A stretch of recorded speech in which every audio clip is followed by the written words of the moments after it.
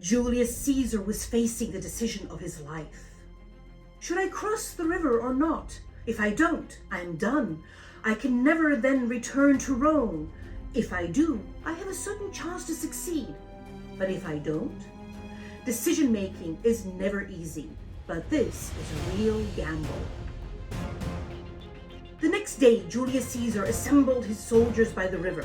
Before crossing, he shouted out to them, "The die is cast." Hi everyone, in this video we'll talk about this extraordinary historical moment of Julius Caesar crossing the Rubicon River. Why was it so significant?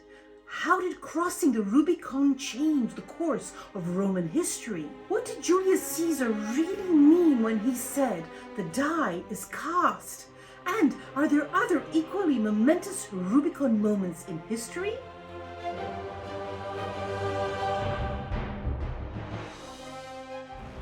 The Rubicon was a seemingly insignificant river in northern Italy. However, it was a boundary, a line in the sand set by the Roman Senate that marked the boundary between Cisalpine Gaul, Caesar's province, and Italy proper. It marked the point of no return for any Roman general aspiring to enter Rome with an army. For Julius Caesar, governor of Gaul, crossing it meant entering Roman territory without authorization. It meant treason. Caesar knew that if he were to take this step, it was the point of no return, a decision that could have grave consequences. Now, imagine the tension in the air as Caesar stood at the banks of this shallow river. On one side, a return to Rome as a private citizen, relinquishing his power and possibly facing persecution. He was accused of many political and financial wrongdoings. On the other hand, the path to ultimate power, but at the cost of turning against the republic he had sworn to serve. Was he then thinking, if you must break the law, do it to seize power. In all other cases, observe it. To understand the gravity of Caesar's decision, we need to rewind a bit. There's always a story behind a story. Rome was in turmoil at the time, governed by a fragile balance of power amongst its elites, a political cauldron simmering with tension and unrest. Caesar, a military genius and a charismatic figure, once consul, had risen through the ranks, becoming a threat to the established order. His conquests in Gaul had earned him unmatched glory and loyalty from his legions, but also envy and fear among his political rivals in Rome. The Senate, dominated by his adversaries, which included Cato and Pompey, ordered Caesar to disband his army and return to Rome as a private citizen. This was a thinly veiled attempt to strip him of his power and possibly prosecute him. The fate of the Republic hung in the balance. The Republic for which Caesar would always say, "I have always reckoned the dignity of the Republic of first importance and preferable to life." Faced with the prospect of political persecution and the potential loss of his hard-earned glory, Caesar made a daring and calculated decision.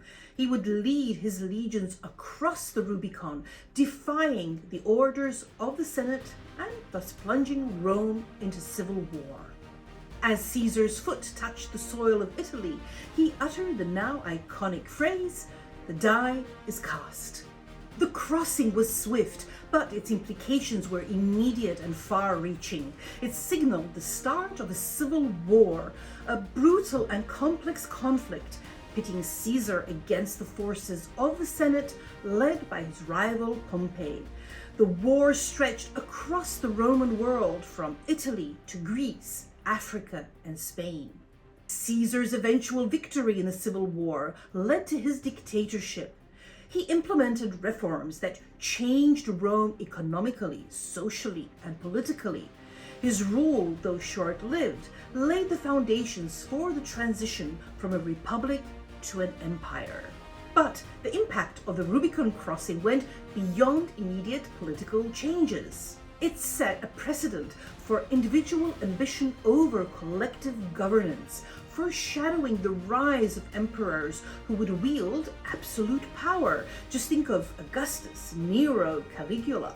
The Roman Republic's fall and the empire's rise changed the course of Western civilization, influencing governance, law, and culture for centuries to come. So, why is this day so iconic in human history? It's not just about the political and military consequences of Caesar's actions. These actions and his famous phrase have become synonymous with making a bold, irrevocable decision. It speaks to the human condition, our moments of choice, and the consequences that follow. This story reminded me of other similar examples in history where Rubicon moments triggered dramatic twists. Just think of how both world wars started. The decision to assassinate Austrian Archduke Franz Ferdinand in 1914 carried the Rubicon moment. The assassination, as we know, triggered the start of World War I, reshaping the global political landscape. Or when Nazis decided to invade Poland in 1939, a decision that led to the start of World War II. This could also be seen as a Rubicon moment. I would believe that Napoleon might have thought of the die is cast phrase when he escaped from Elba and fought the Battle of Waterloo. Hernán Cortés, the Spanish conquistador, burned his ships upon reaching the shores of Mexico in 1519. This act symbolized his determination to conquer the Aztec Empire, leaving no room for retreat. He told his men, "We have burned our ships, my men. There is no going back. We must conquer this land or perish in the attempt."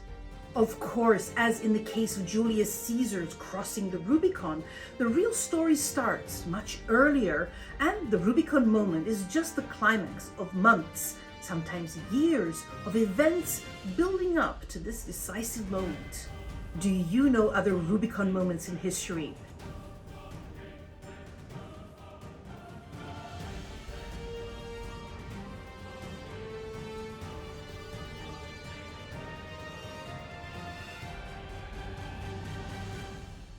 We can also find these Rubicon moments in our lives too. Have you a story to share of a decision that was momentous and no way of going back? Do you think of it as a gamble?